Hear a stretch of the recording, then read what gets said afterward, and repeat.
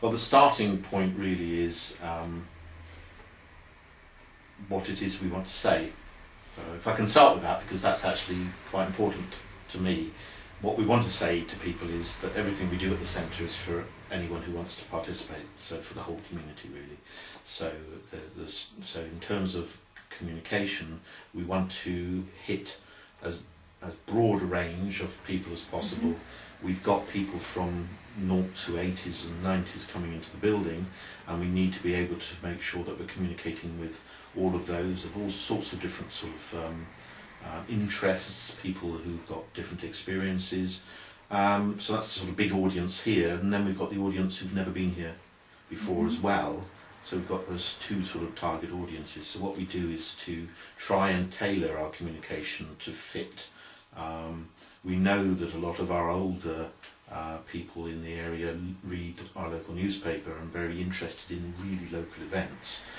So we have, one of the things that we have is our community news that is in our local paper, and I'm the community correspondent for that paper, and we've got a Facebook page for the centre, which at the moment has got about 1,500 friends, which is hugely important in terms of communication of what is happening within the centre and all of the events there.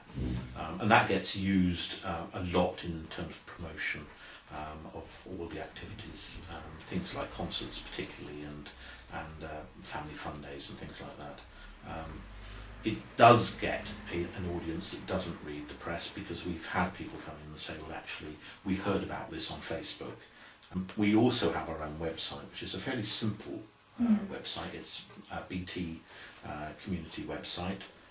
It's managed by one of our wonderful volunteers, and she updates it, and it has information like who we are, what we do, what activities are going on. The other thing that we do are all the standard things like posters and leaflets that are always available and scattered around the village so that people know what's happening. We have a monthly newsletter that changes colours so that people know that we've got a new one out, and that lists all the different activities and events, but particularly anything special that's coming up, and sometimes giving 2 or 3 months notice of something that might be particularly important. The most important is experience or word of mouth. Okay. So if someone has had a good experience here, then we know that they're going to pass it on to someone else. So the most important thing is the way we treat people. It leads to people going away and talking about us, and about the experience that they've had. Equally, if we didn't treat them well, very, very quickly that would get spread. But that is hugely important. And just coming here and using the centre for an event, I think is that selling point. The way you are with people is your most important method of communication, I think. And how does that link into the faith values at the centre? I think it links into the faith values because we want to be open to all, we want to be welcoming, we want to be good hosts, we want to see that anyone comes in the door is shown love, actually, and they are. One of the greatest assets for our building are the automatic doors. Because even at winter, if someone walks past the doors, they will open. And it's just saying to people, actually come in. Yeah, and that is a very important message on a road that's constantly in use, isn't it? And the traffic going up and down and people walking up and down the whole time. And to be right on the road. And we are open, and we're open for all, and we will welcome you. No matter who you are, we will welcome you. And I think that is fundamental for us. Yeah, okay. And practically, you talked about different methods of communication that you have, and things like writing the weekly journal. That must have an impact on your workload, on the way in which you plan your week. How do you make sure, as a community worker, and you're all things to all people, and you can't actually plan the diary terribly well, how do you make sure all those things fit together? Well, I think first of all it's knowing that they're important. And I think, we always have to prioritise, don't we? But actually knowing that this communication is hugely important to the organisation, to the project, to the community actually, because you want to make sure that they know what's happening as well. Secondly, set aside a bit of time. on a regular basis, so that you could say, okay, every Tuesday I'm going to do this. That's my deadline. I know I've got to do that, and I will do that. Other things might have to go by the wayside, because actually getting the message out there is the most important thing. Yeah, okay. And alongside setting aside the time, in terms of your planning for the organisation, your business development and those sorts of things, what kind of budget do you allow yourself for communication? Well, we have no budget for communication, which is why we do things. I mean, you could say we do it on a shoestring, but actually what we do is we use the resources that are there. If we see it's newsworthy, we'll write to the local press and tell them about it, and so on. So it's using all of those opportunities, really. The other interesting thing, and I use this quite a lot, is if I can get a piece of funding that funds a particular piece of work, I will make sure that built into that particular piece of work is money for marketing. Right. So that's a way of saying, well, actually the project hasn't got a budget, but if I'm going to do something special, I make sure that whoever's paying us for that pays us to do some marketing for it. Because there is a knock-on effect, not just about that particular thing they're funding, but actually for the centre as a whole.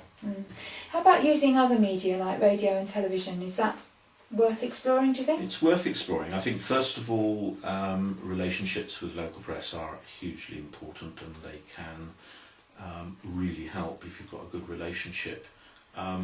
So keeping them informed, inviting them when you've got something really special as a VIP, making sure that you tell them what's going on all the time, so that it's always in their sort of mind that there's things happening at your project. And they may, if you've got that profile right, come to you for news.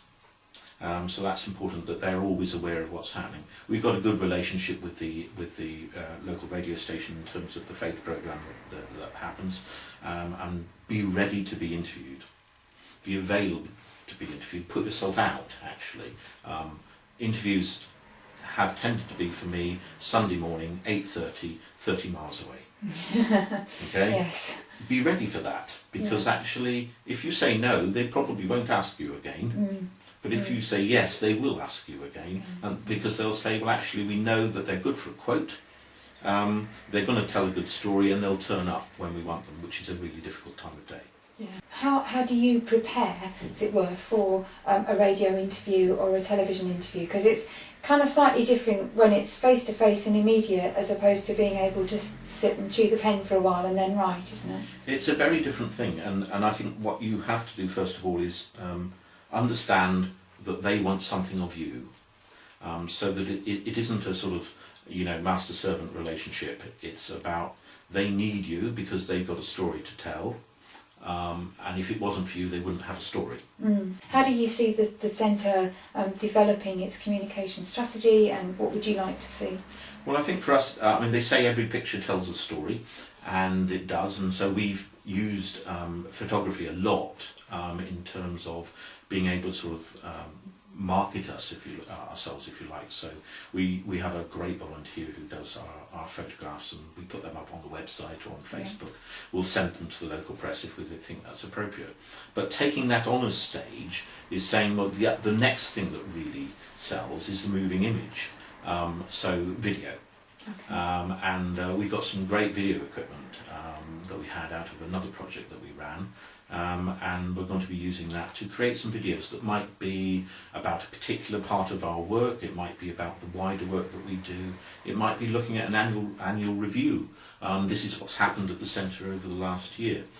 That's great because you can link it on YouTube, you can link it to your website, you can copy it onto DVDs and hand them out to people. You can send it to funders, you can send it to potential supporters. There's huge potential for it. It also deals with some of the barriers in terms of, for example, literacy. Giving some things that they can watch and enjoy and see the potential, I think that's hugely important.